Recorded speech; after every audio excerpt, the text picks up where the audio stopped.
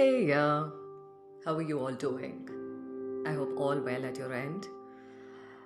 I know we are living in a challenging time, and that's the time we started rewiring your thoughts, my thoughts, others' thoughts. Hi, this is Meera, your Dino in Oasis. Lots to share, and here I am with yet another. Thanks again, you all have been writing to me.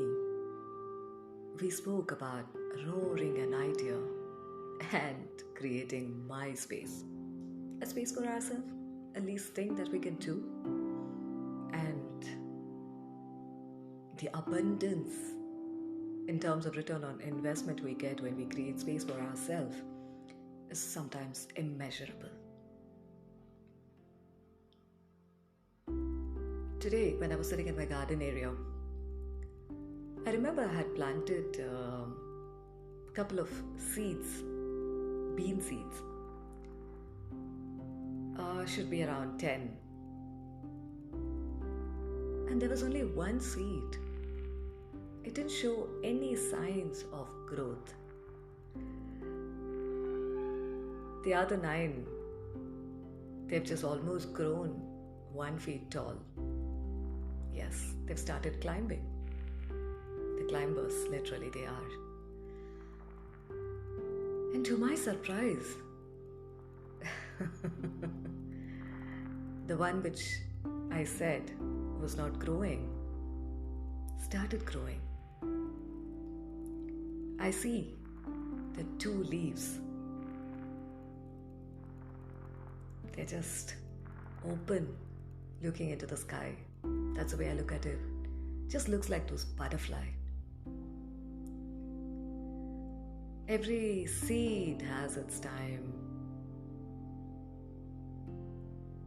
And today, when I see the growth of that particular plant, it has almost reached the size of the other plants in terms of the height. Almost. We all go through this.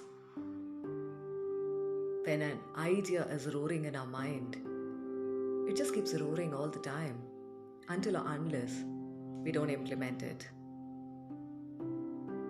And once implemented, that's the time we realize that we need space. And when that space is created, growth happens. That's a learning for me when I looked at this seed.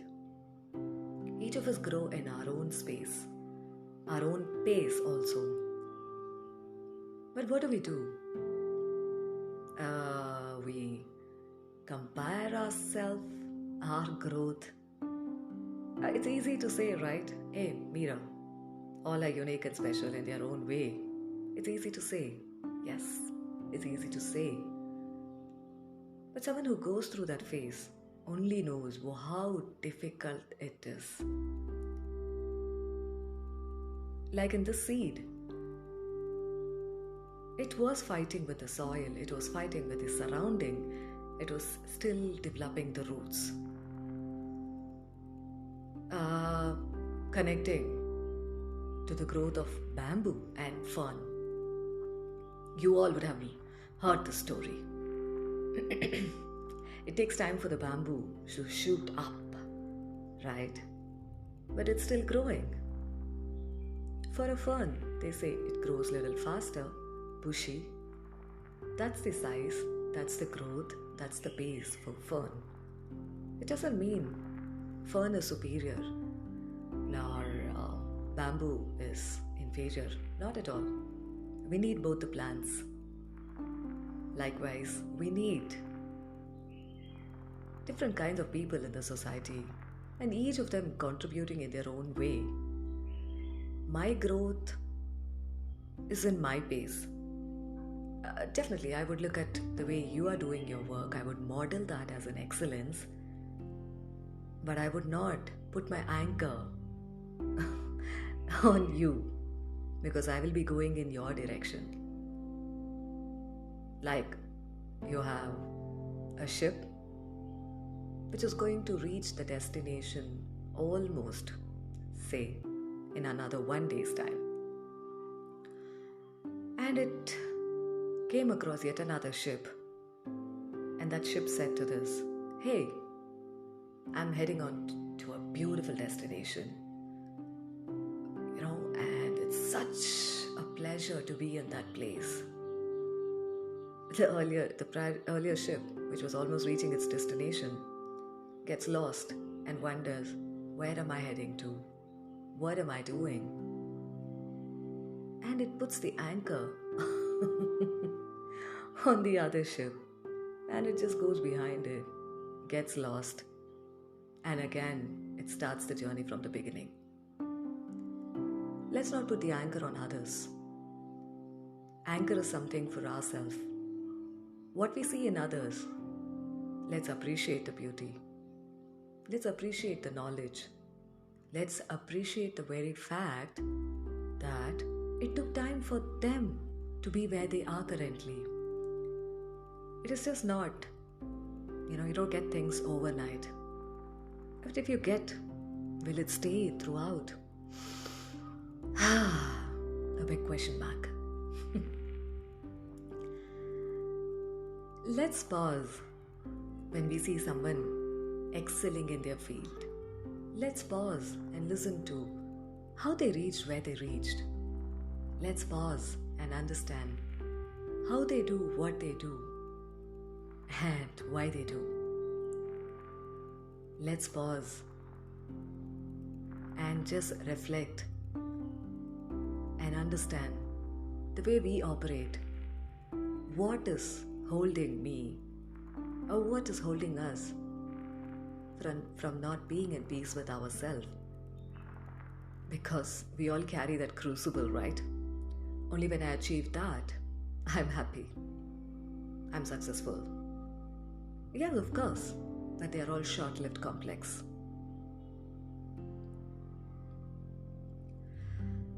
What we have in our mind is a diarrhea of thoughts. How about bringing them in front of your eyes, putting it on a paper, and scoring off whichever thought has not been helping you at all? I always go back to my quadrant methodology, which I shared in the Roaring Idea 2. Take a paper or a book, draw a quadrant, a plus sign I mean to say. Fill your need in the first quadrant. In the second quadrant, fill what you are doing to achieve that need, or what you need to do to achieve that need. And in the third quadrant, how much of time and effort and energy is required